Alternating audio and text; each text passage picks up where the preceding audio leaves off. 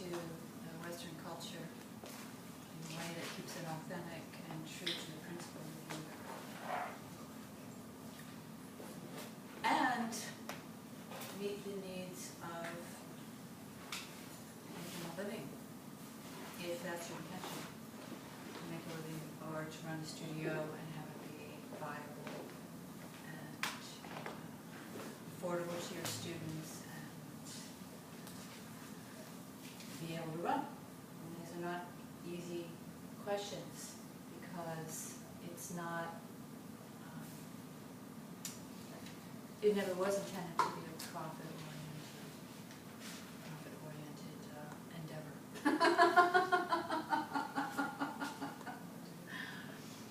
But here we are.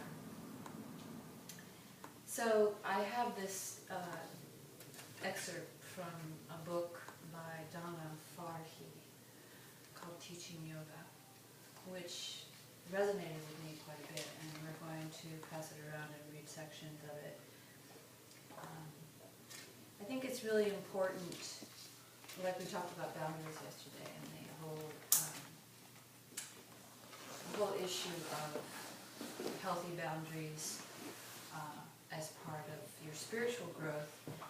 And it's the same thing when you are teaching yoga or when you are running a yoga studio, that you want to have clear expectations communicated to your clients, students, etc., your community. This is our goal. This is what we're working toward. This is the expected code of behavior, and not and holding true to the yoga principles does not mean catering to the students in the sense of what's the word I want to use? Pampering. It's not a spa.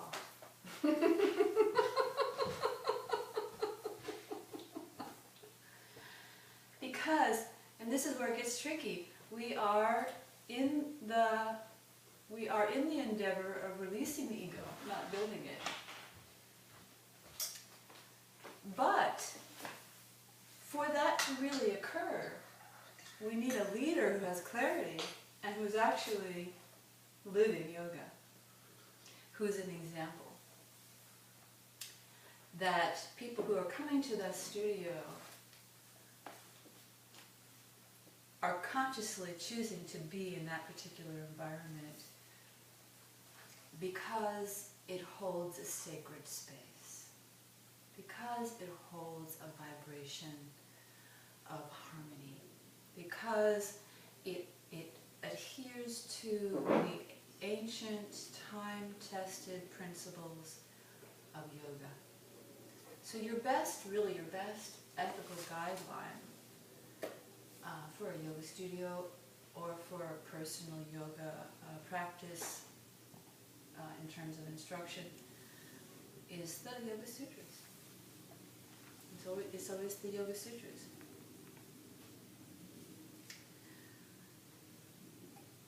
And the intention is healing, the intention is love.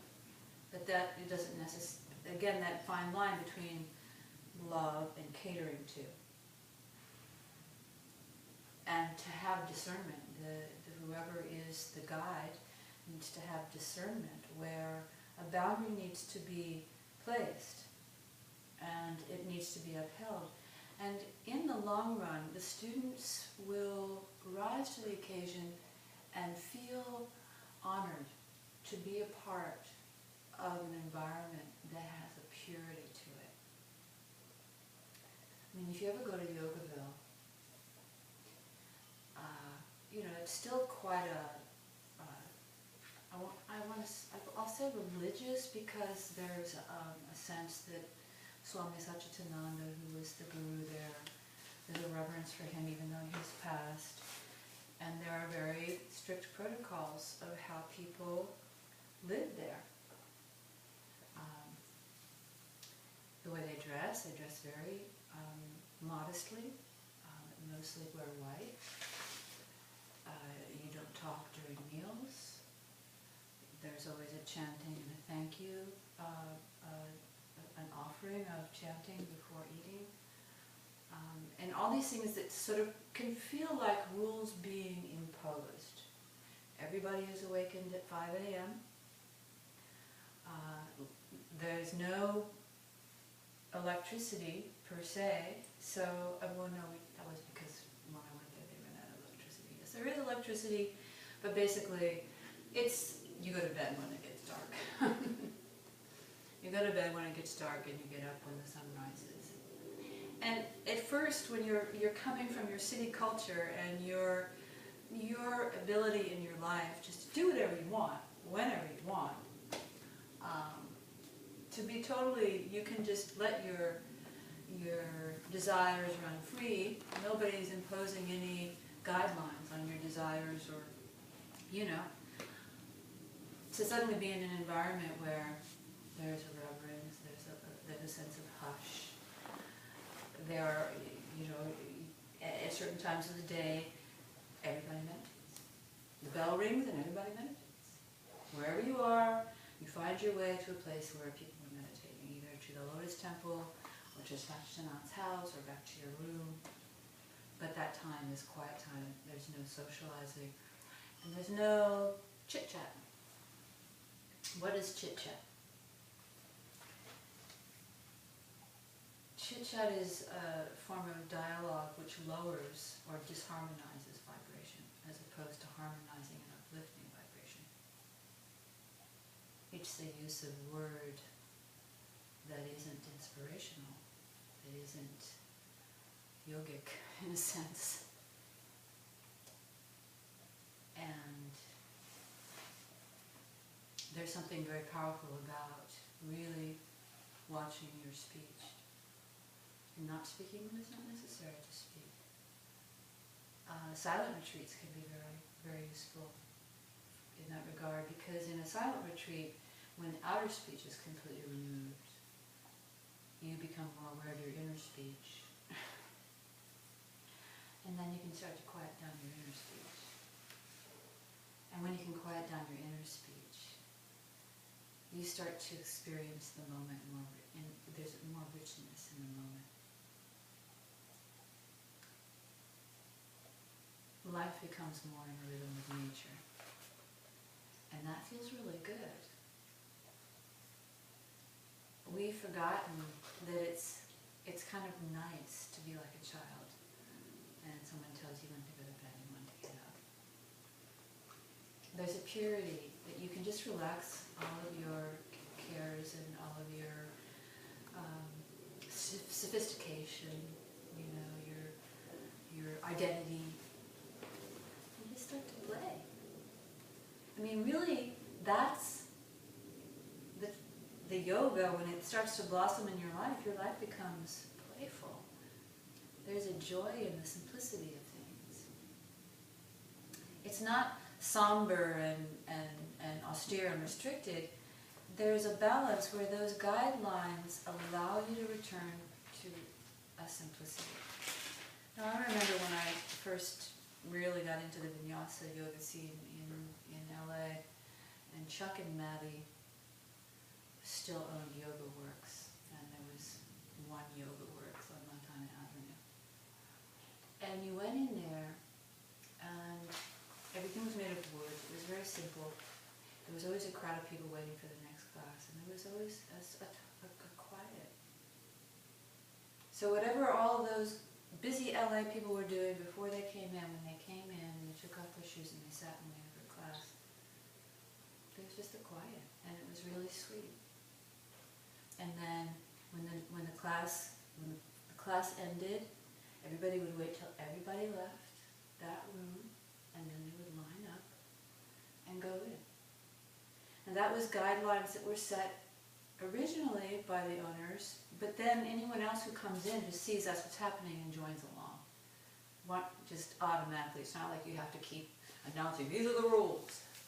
You walk into that atmosphere and you go, oh. And it feels sweet. And while you're there, it's not just about, I'm doing my asana is really helping me feel better.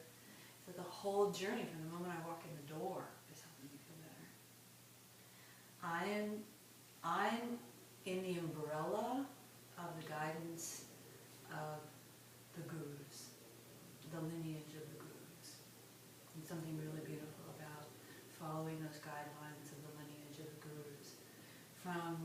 pass and pass and pass, and all of those, the energy, you could see, you're thinking when you are in the world of yoga, you have your family ancestry, but you also have your yogic ancestry. Because when you join yoga, in a sense you join a new family. You join a family of freedom seekers. You join a family of transformationalists, evolutionists. It's like you join a higher order of beings in terms of those who are really practicing. And the whole lineage, and there are many lines, but they're all parallel, that go back to the original masters, the rishis.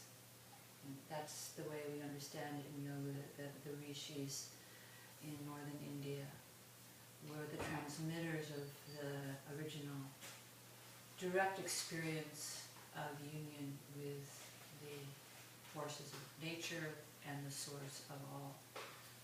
And they sung praise about it. The Vedas are songs of praise. They're not intellectual doctrines explaining the nature of the universe. They're overflowing, exuberant, worshipful, from some incredible mystic experience that they were having. They are in the pristine glory of the Himalayas, and you can feel that the energy vibration there is very concentrated and very high. I mean, I've never been there, but you can feel just by even looking at footage or at pictures. And it's interesting that, the Tibetan Buddhists are there, and many of the great Hindu yogis, the Vaishnavas, the Vishnu yogis, the Shaivites, the Shiva yogis, all also were from that area. So there's something about that vibration that awakens consciousness, uplifts consciousness, and gives people a vision of how life can be on the planet. They're kind of at an elevated point. They say also that the four-corner area of the United States corresponds energetically to Tibet. And the Tibetan Buddhists often travel there and do work there because it's at the same level of vibration. So we are connected to this vast stream of support, inspiration, and wisdom that we can trust. It's time-tested. Many, many, many have benefited greatly from the simple practices of the Yoga Sutras, the guidelines of the Yoga Sutras, there are other sutras, there are other Yoga Sutras, they're called something else sutra, but and even with the Vaishnavite and the Shaivite and the Tantric, all of them adhere to the same principles of the Yoga Sutras. They just expound a little bit more detail into certain techniques or the worship of a variety of deities, which is very much a personal thing. What inspires you? That's where you go. What uplifts you? What inspires you? What brings more love in your life? What helps you open up, trust, release the negativity of your past, and stand in strength in your own true nature, because you find that these inner guides show you that you are one of them.